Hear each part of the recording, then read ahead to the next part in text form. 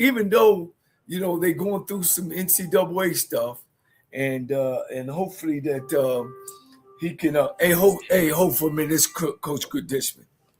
Hey, Campbell, let me just ask you, Campbell, where do you think? Are you satisfied with FAMU's ranking in this? If you were evaluating, and I think you're one of the few people in the HBCU space that can be objective about your school. Would you put them at 12 if you were ranking? Well, I think that's low, but listen. Here's the thing: I don't have a problem with it because I'll say this: because here's where the fact I think with these rankings, and I totally get it. The coaching is not factored in this. It's the previous year and going forward, right? So I think FAMU gets penalized because of James Colsey.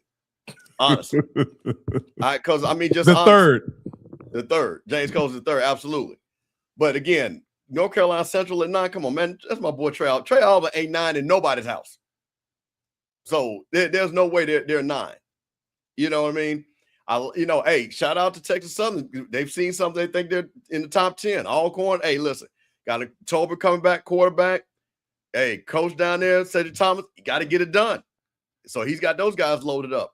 Alabama A&M is the tricky one on this right here in this top 10 because they got a quarterback. I totally believe Sam Shade is a great coach.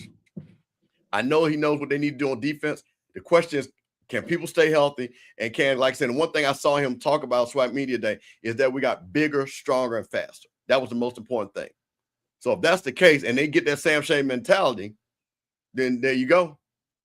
I think they'll be right there in the mix. But no, I don't have a problem. And like I said, Bethune-Cookman, again, had a great season for them, compared to what they've had since being in the SWAC. Best season they've had. They feel that they're on the upshot. They beat FAMU. They play Jack State hard. You know what I mean? So I don't have a problem with that at all because I think for FAMU, this gives Coach Gray something to be motivated about.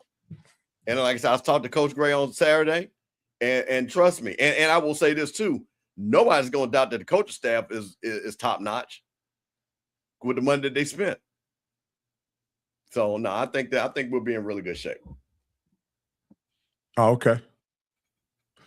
Yeah, you can scroll up a little bit, Campbell, and as we got Coach Dishman in the house, and as he gets settled and everything, we'll bring him in once he gets settled and everything. Just give me the thumbs up, Coach, when you're ready. All right.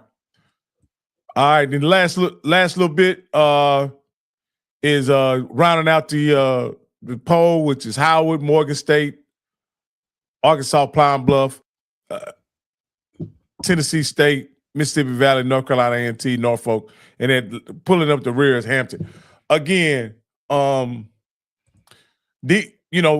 historically, the last 5 years, other than Southern, all of these schools is pretty much bottom dwellers in their conference. And so I don't and it doesn't seem like people suspect that to change. What do you think about it, Coach? You're muted, Coach. I got you. Go ahead, Coach. When I'm seeing Mississippi Valley sitting at number 18 and Hampton down there at 21 and it's just this thing ain't correct, but I understand who put it together, and they didn't put a lot of thought to it. I can say that, and I want to, Campbell, stat man. I want to see after the season, see if this was even close to what was going on, unless it's just one of those years, Hey, but you know what though? I'm gonna tell you this though. At number 18, shout out to my boy T Buck, because I'm telling you something. What he has understood is he's working with what he's working with. And he has worked that JUCO portal. He's got some guys to come down there. I got a guy that talked about their quarterback that's coming back. So, listen, for him to be ahead of, think about this, to be ahead of North Carolina A&T, to be ahead of Norfolk State and the Hampton, no matter if we agree with this poll or not, I think that says a lot what Coach T Buck is doing. That's one of our guys, HBCU Coaches Corner friend, that we'll get him on the show. So, that's the thing that's glaring to me. And again, my people from A&T got upset that I point out that they were down there in 19 and 21. But listen, you only won 2 games. Yeah. You only won 2 games. So this is what happens and you only won one the year before. So you can't expect people to put you in the top 15, top 12. So you got to show and prove. You got to be like Coach Dishman. Have a great season and keep improving. And he's going to talk about that when he comes on. Yeah. Hey, Coach, with no further ado, I'll let you do the introduction for the coach of your beloved alma mater, who you have high hopes for and believes he can get it done at Texas Southern. So with no further ado, Coach, Coach Dishman is waiting in the back.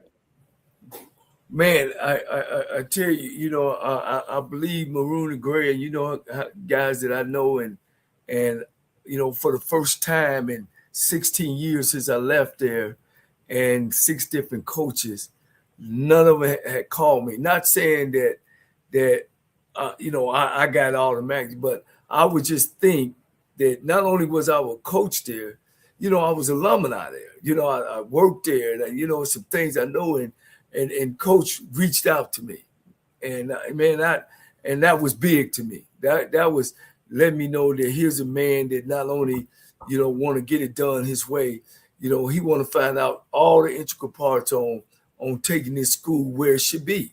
It's no question that Texas Southern year in, year out should be one of the top 3 teams in the SWAC conference. It's just no way, or should be right there. And I think he's in the right place. He finished 6-5, first winning season in a long time. I think he got the school going in the right direction. And he just needs the assistants around him, and not as coaches, but the support. Devin, you making hear me? I can't hear you though. And I want to just introduce, sorry about our coach at my alma mater, the Texas Southern Tigers, Coach Dishman. Hey, Coach, can you hear us? Can you hear us, Coach? He's me. Coach, are you able to hear us, Coach? Let me see. He got it on mute, huh? No, I don't think he can hear us. Yep. Okay.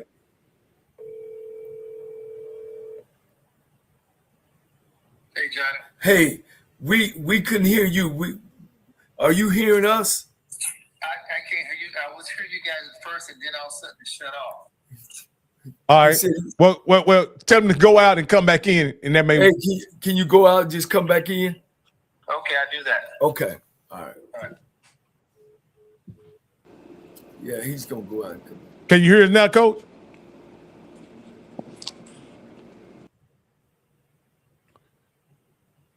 He'll go out and come back in. Yeah, Coach. I think that's big that somebody reached out to you, as you mentioned earlier in the show, Coach. You're the only coach that got it done. There's many have tried, but you're the only one that got it done, and you're an alumnus. So I think you probably have insight to where, you know, you obviously you had a vision as to where this program could go, and maybe you have some knowledge that you can drop on him that would really be able to benefit him as if nothing else, how to deal with the mindset of the fan base, alumni, and supporters. Yeah. You know, you got to understand, man, you know, you got to sell the city. You know, you got to be able to sell the city.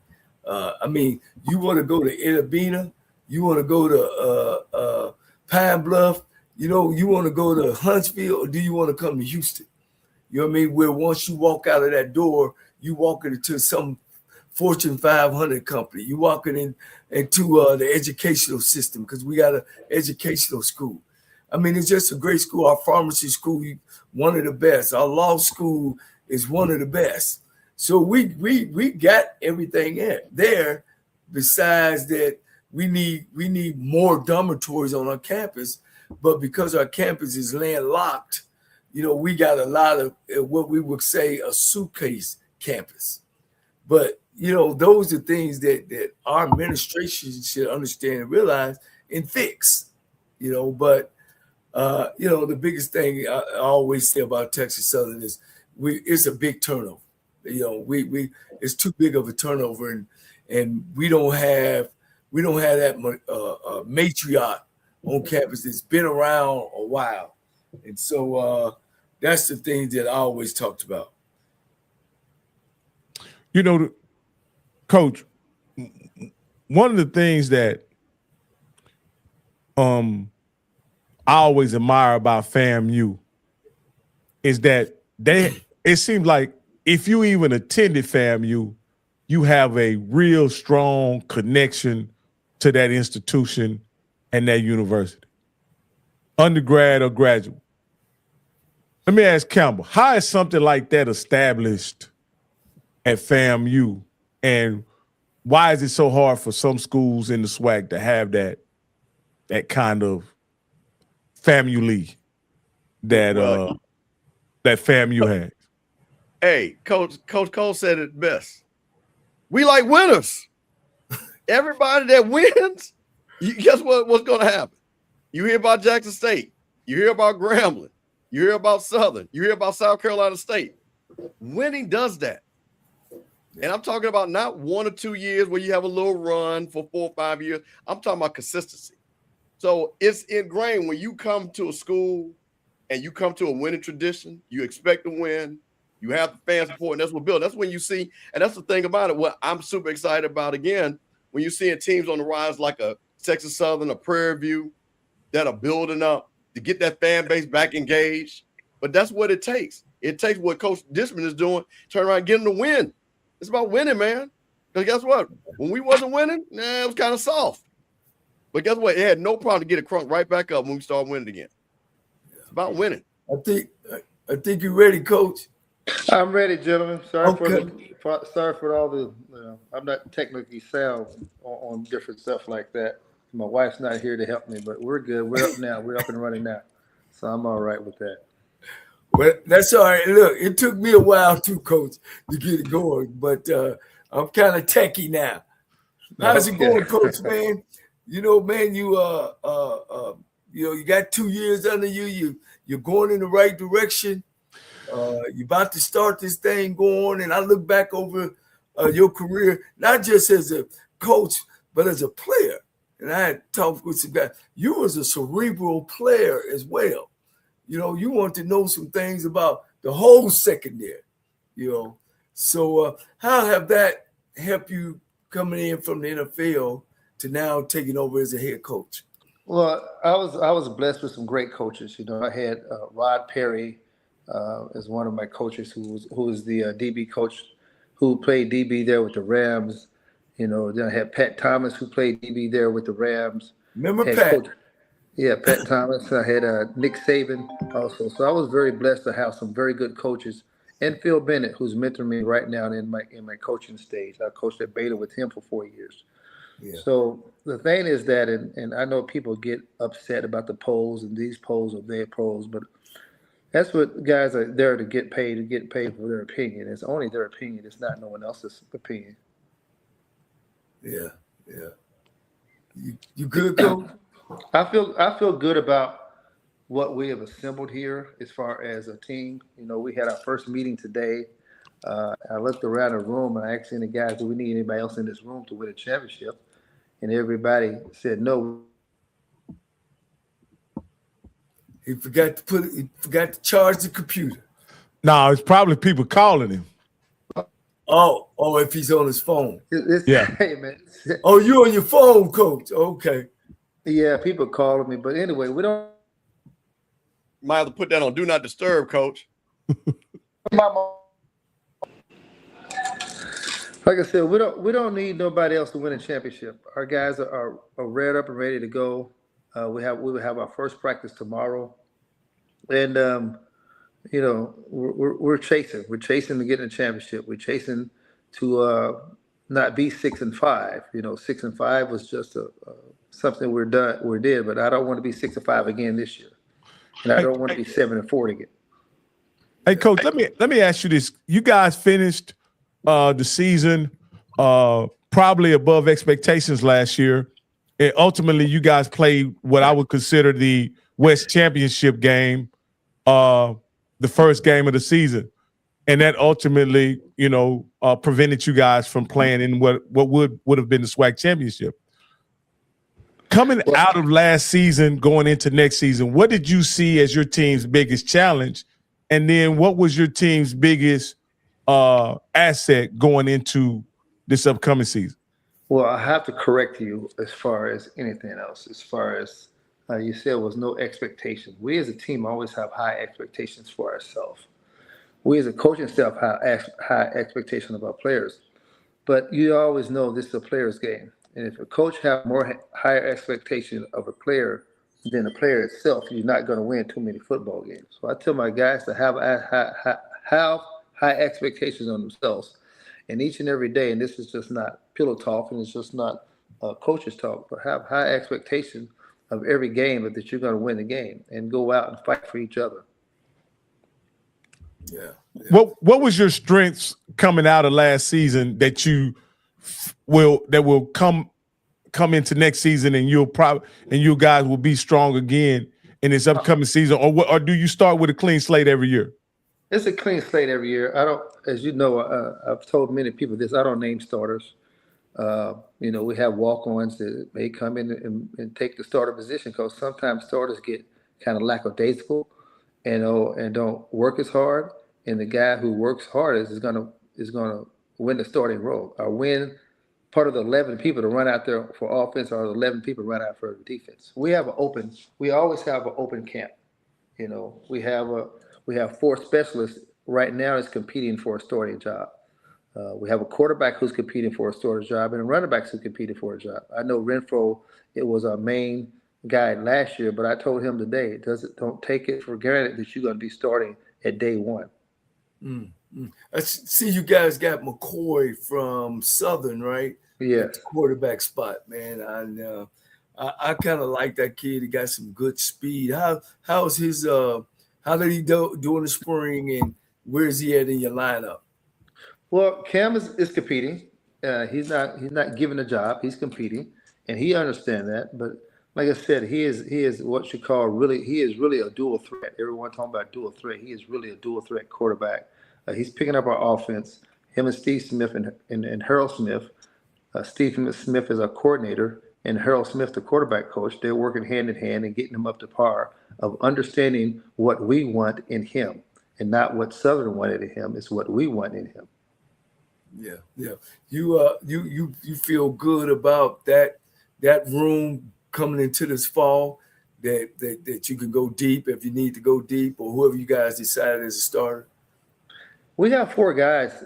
Nelson, a young freshman, is really good. We have Carter. We have Cam. So we have 4 guys in that room that can carry the torch if one guy screws up.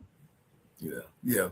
Let me pivot for a minute, Coach, and then Coach Campbell really start getting into your recruiting, stuff like that. Of course, the big thing about there is the stadium deal and where you're playing at, and as a coach, it's something that I know you don't even want to deal with it. How have you handled that and handled that with your players? Well, I think I'm the best person to deal with it, because in 1993, it was in 93 or 96, our owner, Bud Adams, when I was with the Houston Oilers, decided to move the team to Nashville. And it got out that the team was going to move. And we went from a 60,000 screaming fans cheering for us to 10,000 people in the stands. So I'm equipped to handle that, and I've never seen a stadium actually win a game. As I told my players today, it's not where you play, it's how you play. Demonstrate and win, and people will come. You don't win, people's not going to come to your game. And I think someone said it before, it's all about winning. The more games we win, the more people will get to our games. Yeah. And if you don't get to the game, if you don't get to the game, it's your loss. It's not our loss. Yeah. Now I hear the administration don't drop the $500,000 on homecoming to have it out there at IGA Stadium. And, I don't know about that.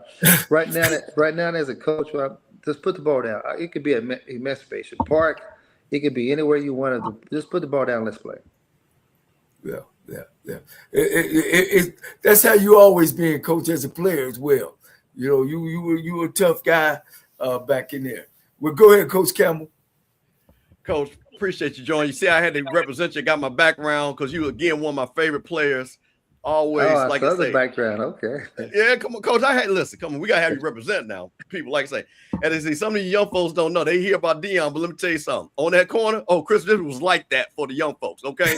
And let's keep it real. And he knew how to tackle, too. So I just want to put that out there. Coach, you talked about nobody's a starter, but I am going to talk about two guys that I think might start for you because they're all SWAC.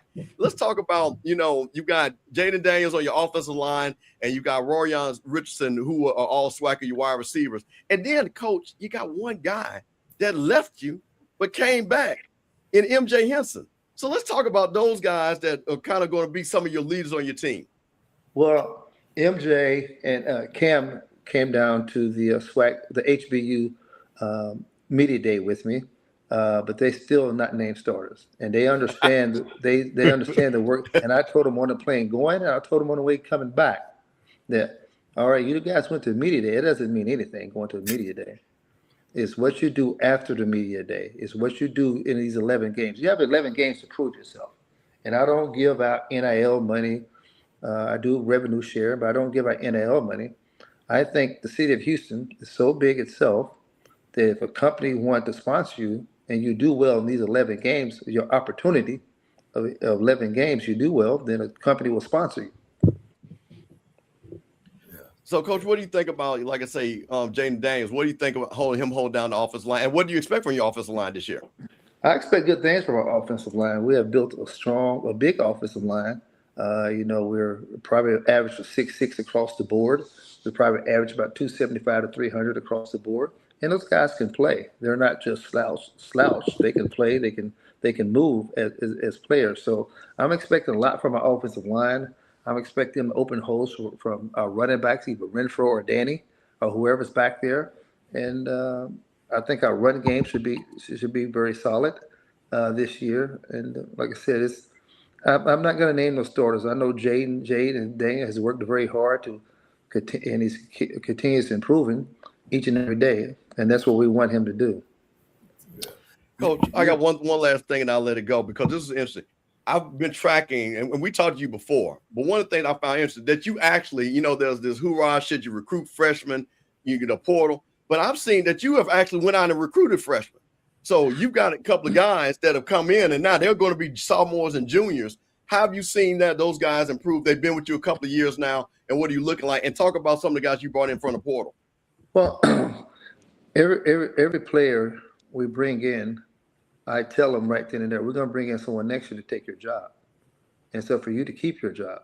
So I go back to NFL model that when I got drafted by the Houston Oilers in 1988, 125th pick, and in the 5th round, I was bought for a camp body. I understand what I was, but I told myself, even though they brought me in here to be a camp body, I'm making this team, and I'm not going to be a camp body.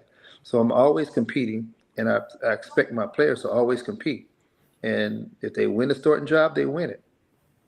Now, some of our guys who have the upper edge, they should win the job. But if they don't, or they fall by the wayside, we have backup, and that's what I think this year is more important. We have guys behind them that can actually play and beat them out. Yeah. Oh wow. Yeah, Coach. I know too that you guys opened up the new weight room that had been shut down for a while, and how have that helped improve your strength and condition of your program? Well, I know we have two of the best strength coaches in HBCU. It's just all of football, not just HBCU, all of football. We have two of the best strength coaches around, and they really push those guys to the limit. And guys understand what we're trying to do. And if from the strength staff to the position coaches to your DTO to your chief of staff, if everybody's on the same page, it's easy to get the guys on the same page. As we told them in the meeting today, that it's our team. It's not no one else's team but ours. And how we handle it and the way we go is up to us, not to nobody else. Yeah. Coach, going back to 1993 when you came into Houston and everything, and Texas Southern and the Oilers, and you always had some type of relationship. Whether it's coming over to visit. Now, looking back then and now you sitting in the seat, what was your thoughts back in those days? Because we wasn't winning back then either, when you first got to Houston. You know, and I don't know if you ever imagined that, man, one day, man, I want to come over to that school. No, now you're over there, and now at least, Coach, you had it's only 3 coaches that's had winning seasons since then. That's me, you, and Bill Thomas. So tell us, and now you in there, is what you think, and what was you thinking back then? Now this is a family atmosphere, so I can't really tell you that. But okay.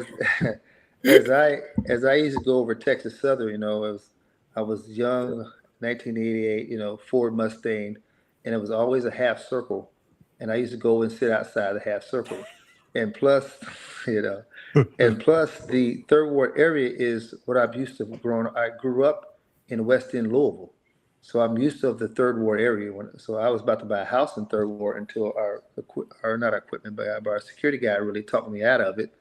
And I'm home when I'm in the Third Ward. It's not, I don't feel threatened. I don't feel nothing.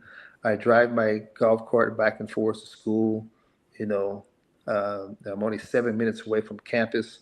And I did that for a purpose where I can get to campus in case something happened. But I don't feel threatened by the Third Ward area, has never felt threatened by the Third Ward area. And I think I strive better in that type of environment. Right.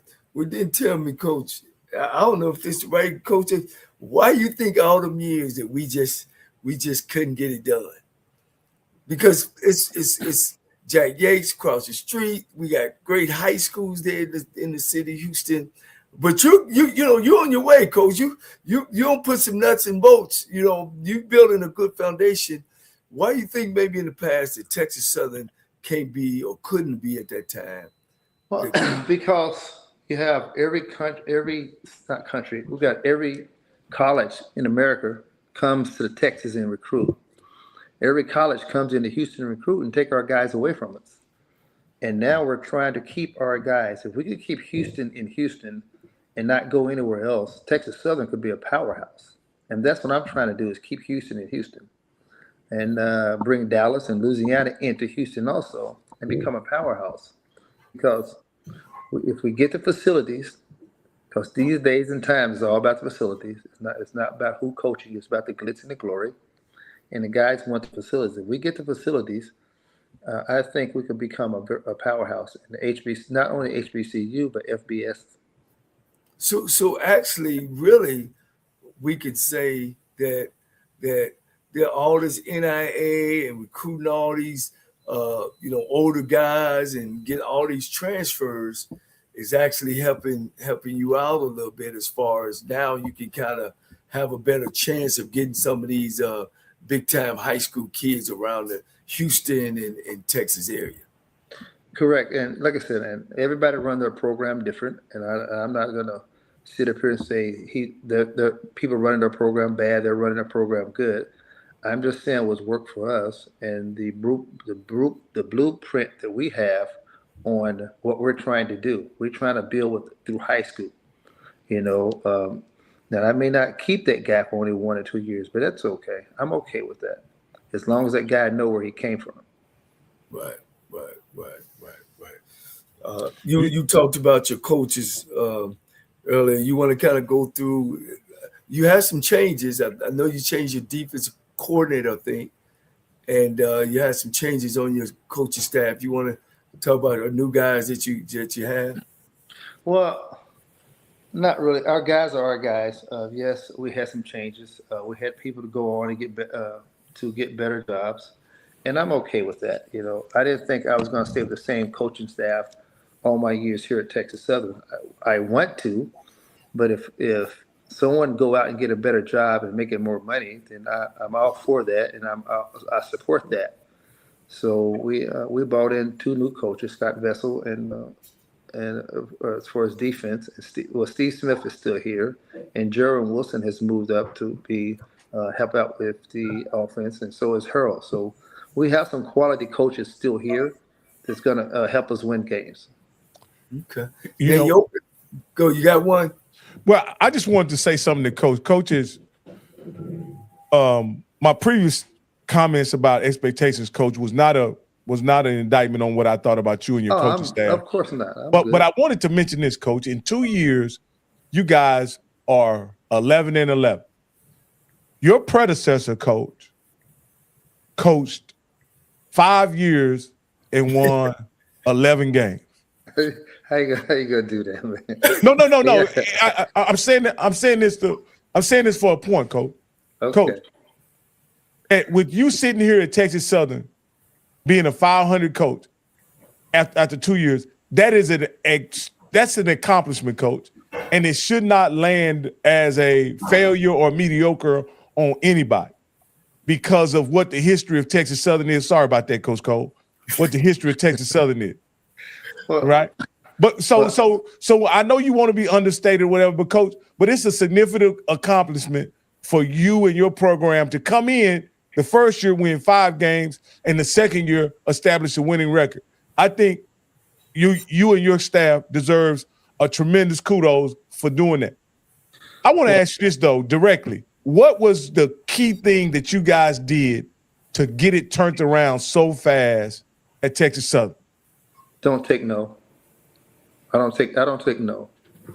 If someone tell me no, I find a way to get it. I find a way to do it. Because it's a lot of no's, and I don't accept the word no. I'm gonna find a way to get it done. So I don't take no's for an answer. I don't take I'm gonna do it. I'm taking let's do it and let's move on. So I'm very firm in that aspect of let's get it done, and I don't take the word no. Yeah. Well, that's good, Coach. You, like I say, you're on your way, Coach, and you've done a great job. I got to ask this, Coach. The fans want to know, Coach. The Labor Day Classic coming up here in about a month, right? Okay. Last year, leading up to the Labor Day Classic, there was some banter between you and Coach Jackson from Prairie View. What's the status of you guys' relationship, and did y'all get that all ironed out leading into this upcoming season? And will there be a more friendly exchange between the two of you guys at this upcoming Labor Day Classic banquet? I thought Coach Jackson and I both was friendly towards each other last year. People get confused that in sports that you have to be everybody's friend. I don't get confused at all. Coach Jackson have a program he's excited about and running. I have a program here that I'm excited about running. I don't have to be your friend to like you. I don't have to be your friend to work with you. And people think, I'm not on social media, so I don't care about the likes and the loves and the likes and all that crap. I don't give a crap about none of that. The only thing I give a crap about is getting my team prepared to win ball games. So Coach Jackson have a different viewpoint of how he run his team, and I have a different viewpoint of how I run my team. He was successful last year with what he's done, and now I'm chasing him. I won the first game versus Prairie View, and I have to win more games versus Prairie View. All right, Coach. Go ahead, Cameron, if you got anything. Coach, let me ask you a question. One of the things you are down in Texas, you talked about this. How has it been establishing a relationship and bringing back the Texas Southern brand to high schools? Because, again, that was one of the things that we've heard a lot about, that, you got Texas, and all these different schools, the FCS schools there. What have you done to rebuild that relationship with a lot of schools and high school coaches that say, I'm not sending my kid to Texas Southern, but you've now brought that new energy. What have you done specifically to try to build that bridge? Well, thanks to our coaches who we try to blanket the state of Texas and the state of Louisiana. So thanks to our coaches who go out and recruit, understand what we're looking for as a team, offensive and defense, and also special teams. They understand what we're looking for as a team. They understand what receivers, and the receivers have to run this, they have to be this height. DBs have to run this, have to be this height. Our offensive linemen are not 5'9" no more. We want a big offensive lineman, and we understand what we want. And we're not going to settle for, just go take this guy. No, we're not going to do that. We're not settling for nothing. It's not time to settle. It's time to shine. Now, Coach, I'm going to say one thing. Now, you say you drove around and in that circle in that Mustang. You just kind of sat. Now that I'm gonna just tell you, ain't nothing changed. 30 years later, it's still you can sit. Now, do you use that as a recruiting advantage? Because I'm gonna tell you, now the Stephen F. Austins and the Tarleton States don't have the camaraderie that Texas Southern has. Do you allow the young man to understand that when you recruit them down there in Texas Southern? We try to give them the best knowledge of Texas Southern. Like I said, we have a good law program. We had a good, we got a good kid, and we got a good pharmacy program. Our band's amazing, so we try to give them the best of Texas Southern. And we're up and coming in football. Like I said, our facilities getting better. Our wardrobe, our walk-around gear, as the guys call it, the walk-around gear is getting better. So we try to give them the best of Texas Southern. Okay, Coach, like I say, I'm trying to tell you, that's one of those, because you understood. So I just wanted to make sure that you're not, using that secret advantage that you could be, that tip the scale. Because, I mean, somebody might meet their wife over there, in that little circle. So I just want to make sure that, Coach. Hey, Coach Dishman. Coach, whenever I talk to Coach Cole about how he was successful at Texas Southern, he always tells me about how he made everybody wear the same shoes, the same socks, the same underwear, the same undershirt, whatever. Are you that kind of coach as well, where you correlate everybody dressing alike, having a standard of discipline, Yes, as being a way to get things done and establish a winning culture? Well, that's what's called team. Your team, everyone looks the same. You shouldn't be able to have blue gloves, red shoes, and all that crap on. Our colors is gray, maroon, white, or black. Those are 4 colors you can have. And if one person have on white, then we all wearing white shoes. If one person have on gray, then we all wearing gray shoes. So yes, I'm a very stickler on uniform and the code, and being everyone looks the same, and you don't want no one to stand out. And a lot of these guys try to be me, and wear different colored gloves, and one black glove and one red glove and all that. And I tell them, the time that you spent figuring out your outfit, you could spend that time watching film. I watch games with Coach Cole, and I'm watching catches and runs, and he talking about, look at that guy. He got his shirt hanging out. He got different shoes. He got one blue glove and one gray glove. What they doing out there? I'm like, Coach, are you watching the game? Yeah. Well, I hope you don't see that on our guys. And if they no, not your guys, Coach. Yeah, if they did, they snuck it in on me, and I'm very good. And I am what they call the uniform police. I am the uniform police. I go around and check those guys. I make sure the pants is where they're supposed to be, because we don't need no one. We don't need no one taking out the game on a play. That play can cost us a game. So I'm telling guys, if you can't play like that, why are you practicing with your pants all up and the different color shoes and all that? Because I'm not letting you play like that. So we try to practice like we're gonna play. We have the same uniforms on and try to do it how we're gonna play in the game. Yeah. Hey, Coach Cole, what you think about that? Oh man, hey, look, I can tell when I watch him play, Coach. And now that me and Coach on the same page, I can get on down there and get on my sideline and watch my Tigers play. Coach, we got a lot of folks watching. We had over 2 million views last year, and it's some people that watch the show I didn't even know or think about and does. And I know one of the biggest things that you were on the fans about at one time in the alumni of, hey, we're gonna lose some. Your job ain't to worry about wins and losing. Your job is to support. Now, you're moving in a better direction and people watching.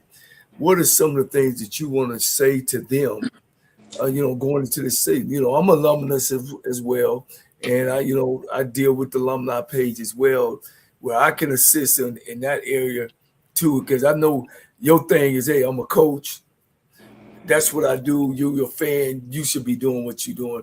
What can you say to our fans and our alumni that the support that you need?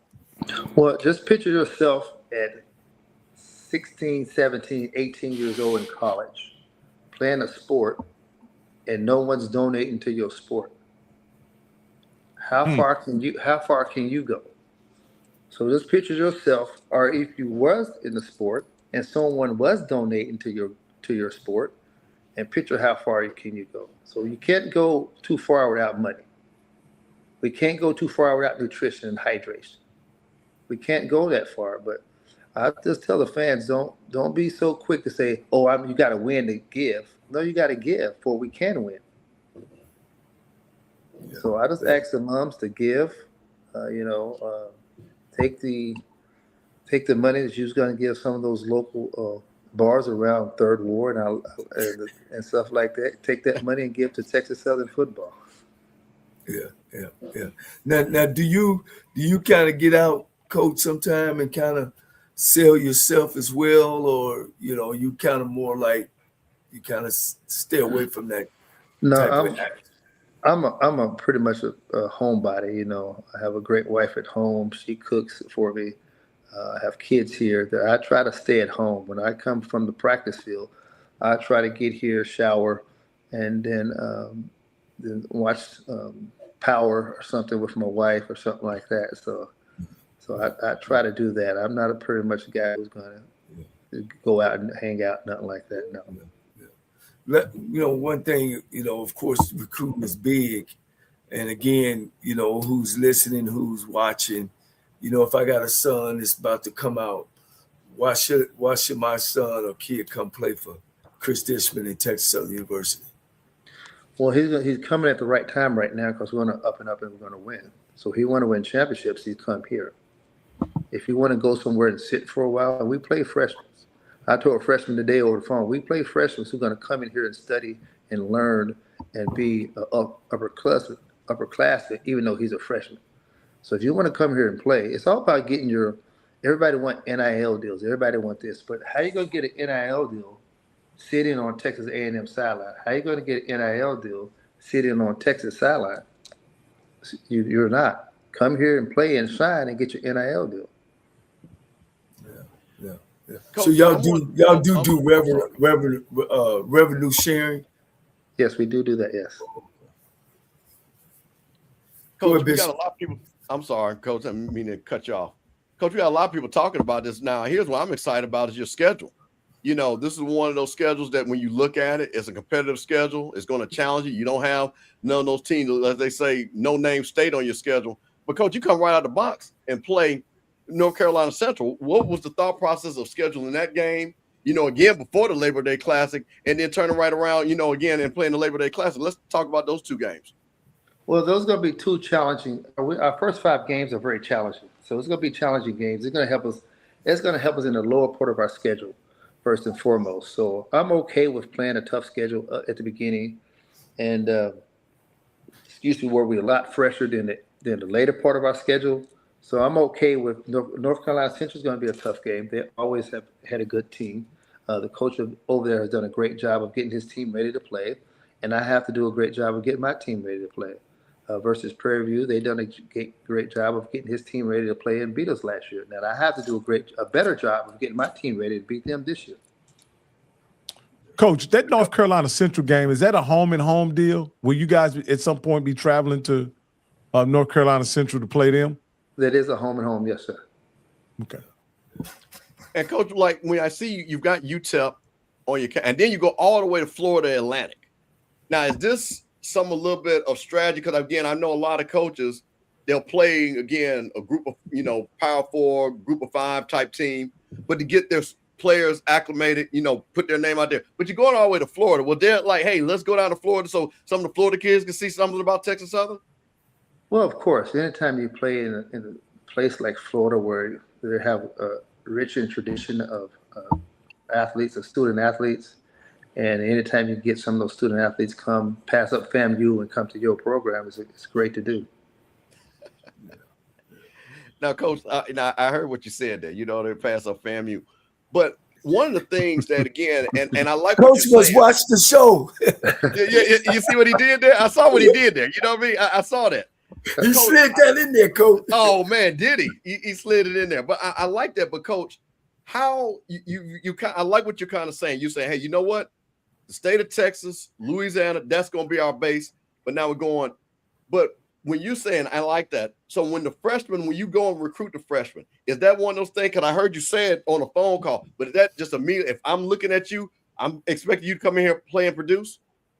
Yes, we do that, and and I'm very honest with the guys. If they can come in and compete for a starting job, I tell them. If they come in and I tell you, well, maybe we have the red shirt, or it's no more red shirts because it's a 5-for-5, so it's no more red shirt.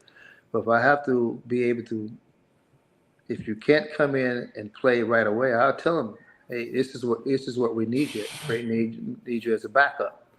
And they have to be okay with that. The one thing I won't do, I would never lie to a kid and tell him he's better than what he is. And I would never tell him he's worse than what he is. Yeah. Coach, I got one more question because you just hit on something. Wait, Coach, I got one more question. No, we haven't answered. What do you think about the new 5-and-5? You came up with the system, red shirt. What do you think as a coach? Do you think that's good for the kids? Is it good for the teams? What do you think about? Because they just threw that on you guys and say, hey, this is what the new rule is. Well, I'm okay with it. I'm okay with it. I'm okay with the new rule because, it's not going to affect us any. Because, like I said, we play freshmen, and you have 5 years to play 5. I'm okay with it, and some of our freshmen we may not play, but you have to be the right freshman to play. We're just not going to play a freshman all because you're a freshman. The guys who started for us last year, they did a lot of Zoom calls with our coach to get ready. They came in here with an attitude, I'm going to take this guy position, and that's what they did. Yeah. Coach, one thing about, I know the athletic director changes that's going on there. But my question is do you have say so about who you play, or because I know you're going through athletic directors. Is that kind of part? I shouldn't say your contract because I don't want to get in your business, but is it important to you to have some say so over who you guys play? Yes, it is, because once we get established, I would be more involved in who we play, where we play, and stuff like that. But as a coach, and you're expecting this of me, then I have to be able to set my schedule. I have to be able to set who we play, where we play them at. And I am going to get more involved in who and where we play, because it's very important as a coach to be able to set yourself up for success. So these games that you open up with now is kind of like what you just came in on. Well, they was already on schedule, and I'm okay with planning them. I'm not shying away from planning them. Oh, no. I'm okay with planning them, and I think it's going to be great for our team to see where we at. Okay, North Carolina Central is going to see where we at. They have constantly had a great team. It's been a well-coached team, and now I have to measure myself up to North Carolina Central. Where am I at as a coach? Where is my team at as a team? Yeah. Well, you better than me, Coach, because North Carolina Central is always up there in the top 5 in the country. They are. I'd have got a Texas College or something to hey, at least warm me up, because I'm headed to Prairie View now, who don't play for a national championship. Woo, Coach, I take my hat off to you, boy. You right. Your bottom of the schedule, you're gonna run through that. Coach, well, just think if we win those games, then how much pride our alums will have, how much pride will the school have, and how much pride our players will have. I'm not going in this game thinking losses. I'm going in this game thinking wins, and the pride that our alums will have, and the pride that our guys will have. Yeah, but Coach, you always been that way. As a the times I've met you, you probably don't remember. I was just a young kid back then, or I was young, but you always been that type of guy. That bring it on, bring the best on. I'm gonna be in there. So, and that's a great attitude to have. I wish you well with those, Coach. I'm trying to get down there. So, who I need to come see? Damn, I ain't even got one of them pretty shirts you got on, Coach. You know what I mean? So, tell him for a small donation, he can get one, can't he? Thank you. Yeah, I'm just, now I got this platform. I'm just glad that me and you got a great relationship, or a good relationship. We understand that we both men, we both got jobs to do, and I'm glad you came on my show or our show. And I just want to make sure that our alumni know that, because you need help. I'm here to help you, whatever I need to do. And we need to try to take my school and your opportunity to be a head coach to the next level. Hey, Coach Dishman, I got a question for you, and it's related to the trajectory that you and Prairie View are on right now. You guys are about to be, some of the premier FCS programs in the state of Texas. Great. And my question is, could the programs benefit from this game being played later in the year and not start the season off with that game? To answer your question, I believe so. But I know at one point they used to play this game first because of later in the year, both teams had losing records. And I would like to push this game back to later in the year and make it count to see who will win the West and see who would go on to the Celebration Bowl. I would love this game to be played on rivalry week, right before the weekend before Thanksgiving. That way nobody has to travel very far to see the game during that time of the year, and I think it would be a great experience. And if you need a promoter to put it together, call Al Wash. I'm sure he'll I don't know what I actually that's what we need. So if we get Al start getting it together.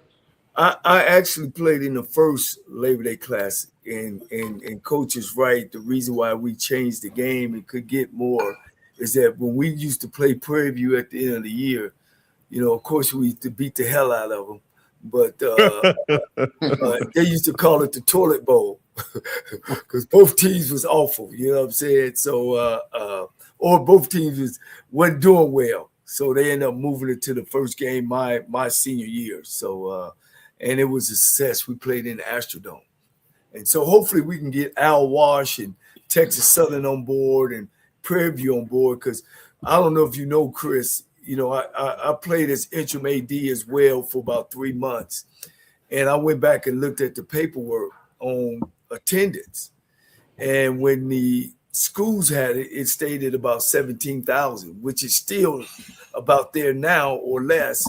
But when Al Wash had the game, it was up in the 20s, about 23, 24.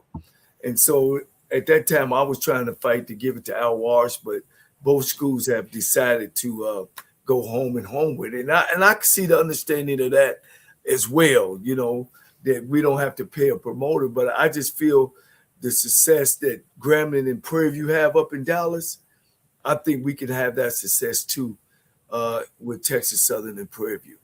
I think so too, because one of my first HBCU games was Texas Southern versus Prairie View over at Rice Stadium.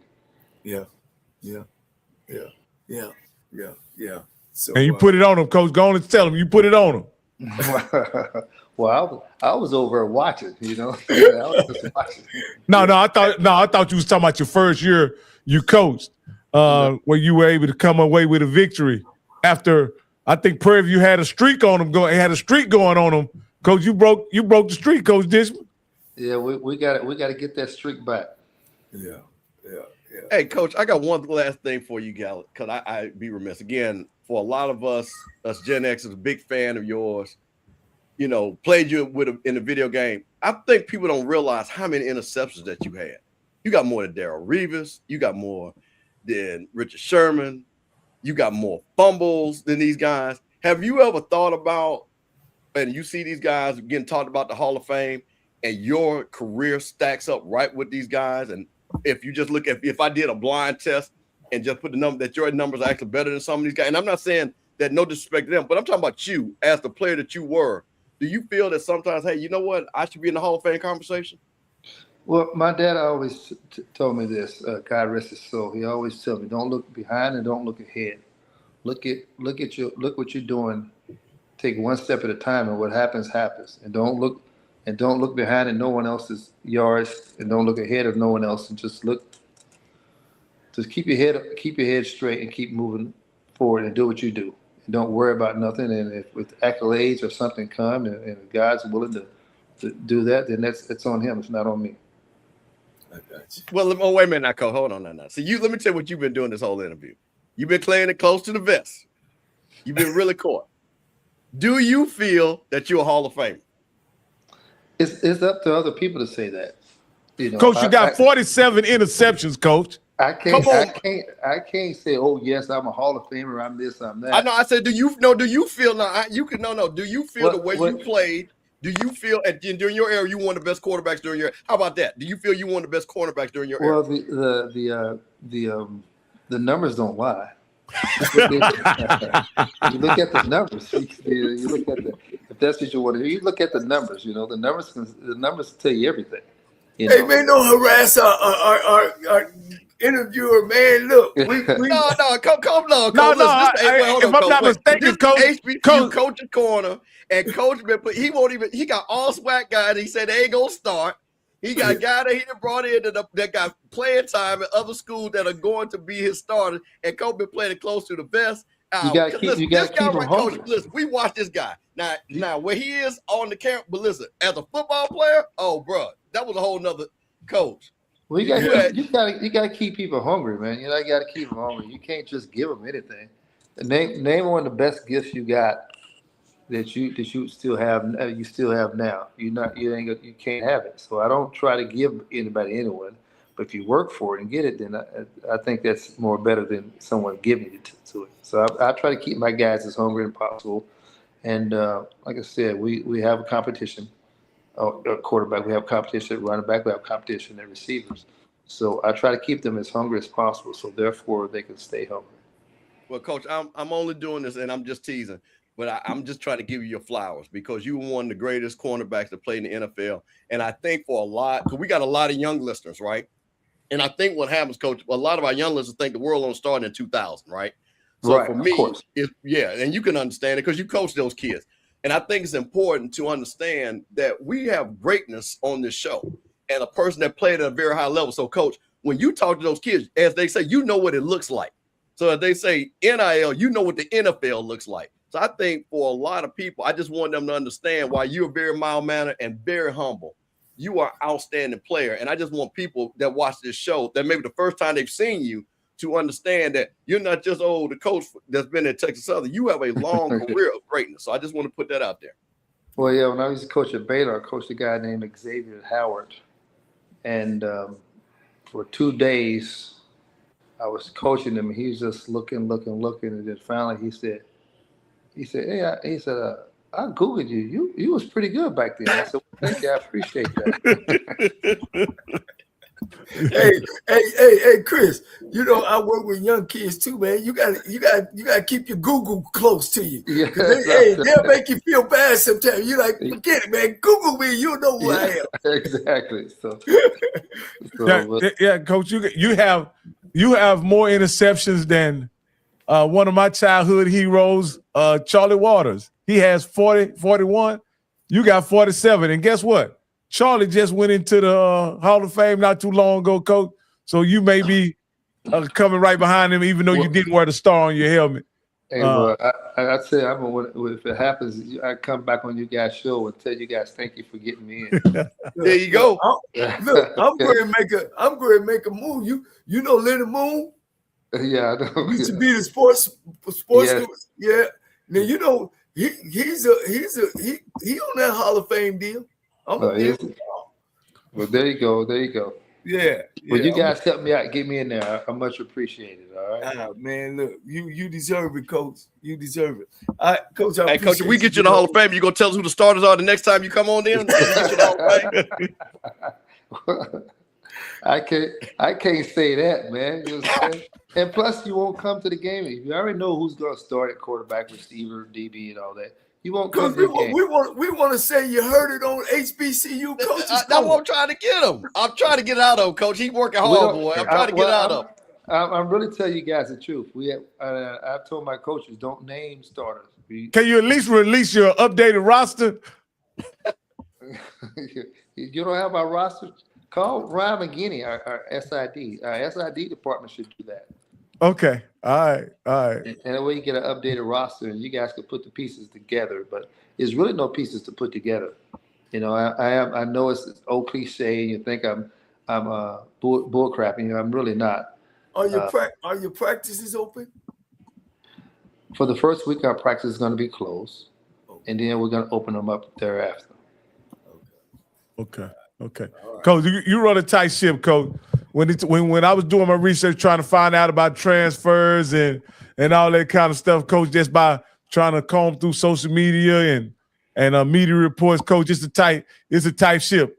Guys just disappear out of the portal and they don't even know. They just turn up at Texas Southern. You know what I mean? Well, he must be doing a good job. He got guys that leave and they come back. So that lets you know you must have a great foundation. So that says a lot about you, Coach. It does, and MJ is a special breed. You know, he wanted to go see if he can play up. He wanted to go and chase the money, and he chased the money and came back and realized that HBCU Texas Southern is the place he needed to be at. And I'm glad he did come back to us. But one of my mentors, Phil Bennett, always told me just keep working. If you keep working, great things will happen to you. Well, Coach, I want to thank you for coming on personally, man. It's been a delight to have you on the show. Anything you want to leave the HBCU fans with before you leave? Anything you want to say to your alumni and supporters before we get out of here? Buy season tickets. Buy tickets. It's okay to buy tickets and come to the stands and cheer these guys on.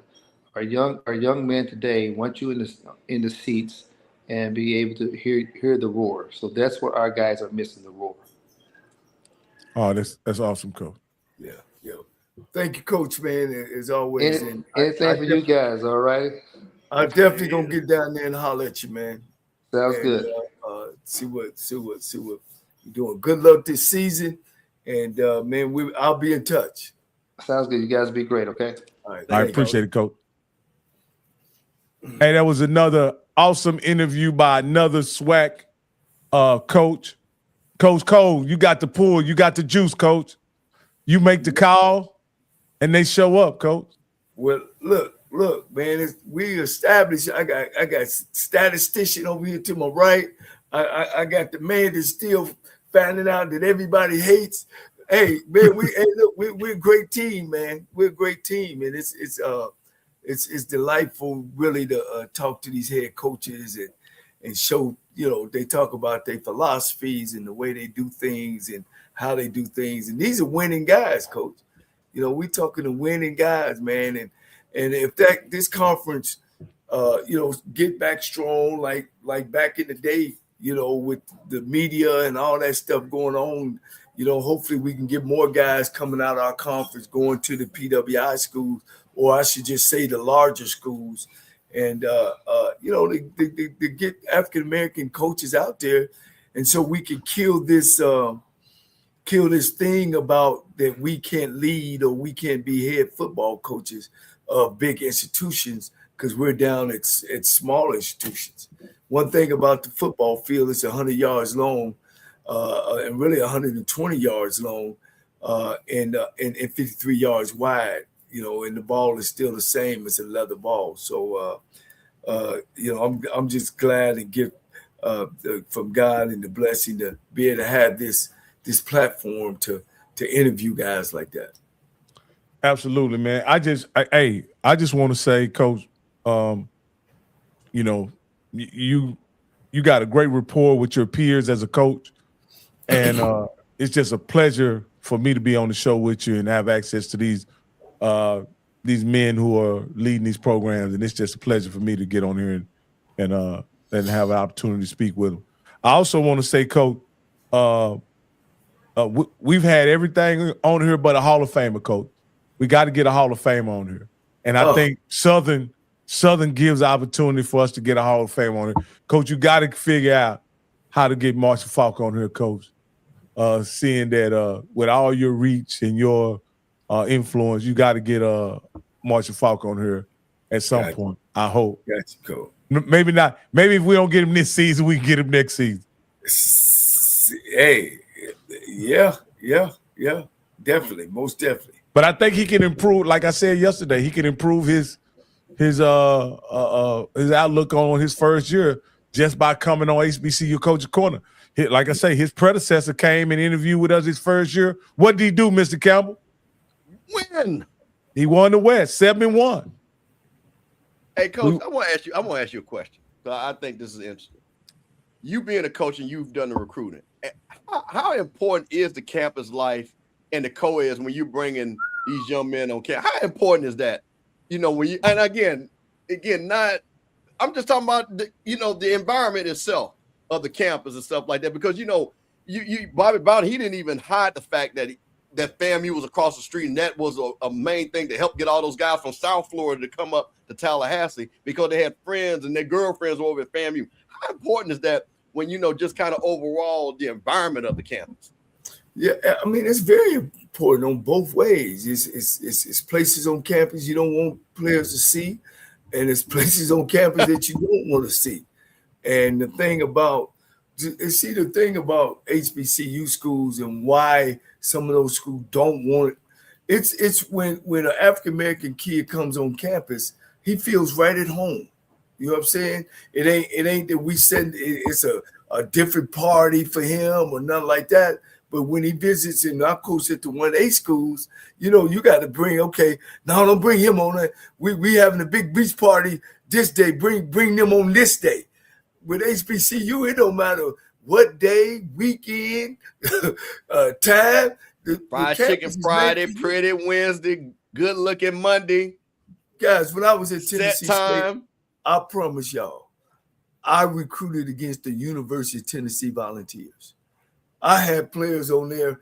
I had players, coach, that I would have the recruiter from the University of Tennessee call me.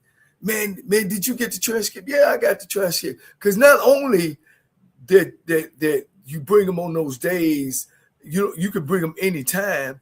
It's when you go to those inner city schools and the counselor looks like you and the principal looks like you, and then the coach, he ain't bought. You know what I mean? And you got coaches that are for real and be like, Coach, this kid needs to go to y'all. I'll tell him all the time, yeah, you can go up there and yeah, the crowd gonna be there, but after that game, the crowd going home. At the HBCU, when that crowd leave there, you're gonna see that crowd at the party, at the store, at the grocery store. You know what I'm saying? So that's the type of things that you got to sell to a big time. I had a big time tight end out of Fort Worth, out of Dallas. What's the big school up there? Carter. It used to be to get big school. They ain't there in the Carter High School. Because I had to start in tailback, to start wide receiver, because I coached his brother, Will Moore, and I had to start in tight end. They all came to visit us at Southern University. And the one reason why we didn't, I was trying to get my folks to, look, we got to go home visit this group. They had Oklahoma, SMU, they had them all, coach. But when I brought them on campus, oh, man, Campbell, it was on. At Southern University on the bluff. Let me ask you this here, Coach, when you talk about recruiting, because one of the things you told me very early in learning about HBCUs, you told me, yeah, we could get the top recruits. We could convince some of those guys to come to HBCUs, but because of our restricted budget on recruiting, we couldn't talk to a guy that we felt like we couldn't get. You know what I mean? We had to only talk to the ones that we felt like we could get. Has that changed in your opinion since you've been in the game? Are they able to talk to more players, spend more money in recruiting than they have in previous years? Well, now that you got all, everybody is, going after these guys that already played the portal. It makes it a lot easier to speak to high school guys, because some of those 3s and 4s that you would normally try to get, and it's statistically known that those 3 and 4s make the NFL more than those 5s because they're more hungrier. You have more time now that you can recruit them 3 and 4s. It's because now guys are also getting double recruited. You got freshmen in high school and sophomores in college, so they all getting double recruited. And then you got a whole nother class that's coming out of high school that are seniors. And then you got junior college players that can play junior college, and I don't know if they passed that rule, they don't lose. And then now you got prep school kids that's going to prep school for 5 years. And I'll tell you, man, and that's the one thing about Tremaine Jackson I could say. I would always tease him, boy, you sure know how to turn over them rocks. You know how to turn over them rocks, Coach. And that's what a good recruiter, and then the other thing, guys, is that eye test. If you see a guy with narrow shoulders, you see a guy with feet going that way, and because I recruited a kid named Bienemy who made All-American and made all-conference in Alabama State that never played football in high school. But he was 300 pounds. He was 6'3", 300 pounds. I said, well, he surely got great feet. All we need to know is, does he have the toughness? So, it's just that eye that you got to have, man. And if, is it now, is it just see, before you said, Coach, that it was a budget restriction that kept you from recruiting as many guys as you would have liked to have had contact with. The technology allows you to pretty much contact everybody. Right. So there are no restrictions. You can talk to everybody just about. It still is when it comes down to a kid wanting to come and visit the campus. It is. But with all these recruit services now and all the new technology, and the thing to me in 1AA schools too is I wouldn't get all excited and try to want to sign 30 guys coming in February. I'm gonna sign me some guys, but then I'm gonna wait. But then now guys, when I was here, you only could sign 30, and then the big school's 25. Now, shit, you can sign as many as you want, for the first year. So that's not a restriction, and that used to be a big restriction when you could only sign 30 kids a year. So you can sign unlimited. So, Campbell, what kind of information are you getting related to scholarship limits for like FAMU? Are they scholarshiping all the way up to the 105, or are they? Yes, sir. All the way up. All the way up. And that's in their budget. So that's the thing about it. Yeah, but what I will say, and what Coach will say, now here's the thing. They're doing it, but if you got a guy, and Coach spoke about this, but if you got a guy that's an academic guy, they're gonna put him on academic just for facts. They're just gonna do that. So, but for the 100%. FAMU's one of those schools. Everybody, if they sign you up, they locking you up with scholarship. And so that's why, man, you don't have to be so quick to sign all your kids and all that no more. And then the other thing is, the kid can jump from school to school.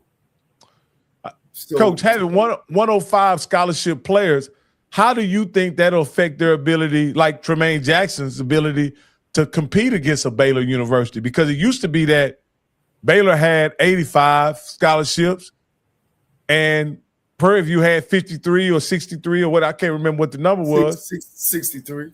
63. Yeah. Now they both have 105.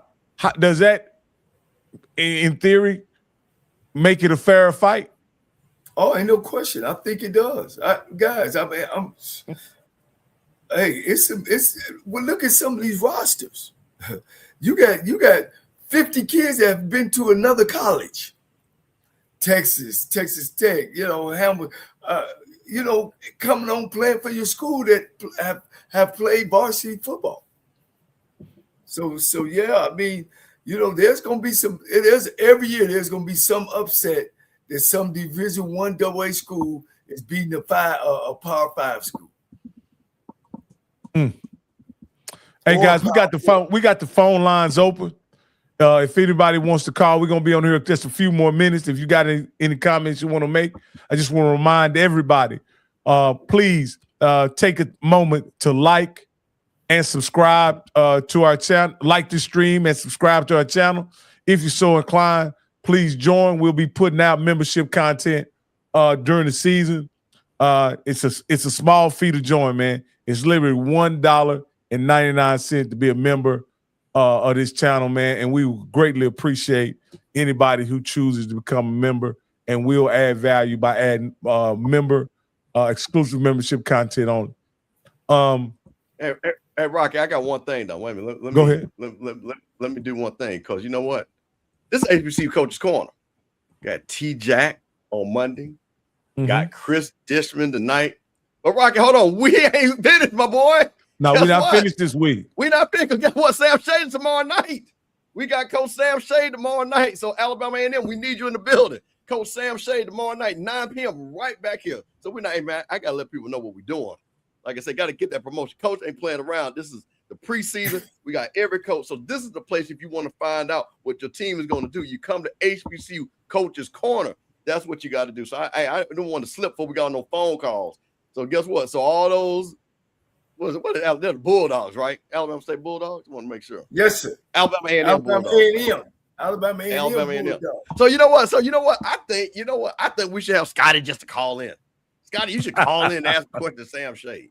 You know what I mean? Check out that video that Scotty did for their media day. You know, check that out and stuff like that. But I just had to put that out there. Sam Shade, one of my favorites. Can we play that tomorrow? Oh yeah. Oh, let's go. Absolutely, we can play. I had that booted up and ready to go. 100%. Yeah.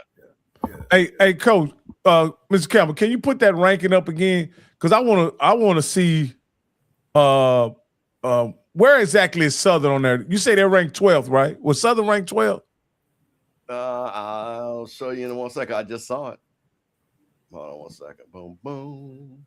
I don't think Southern is 16th.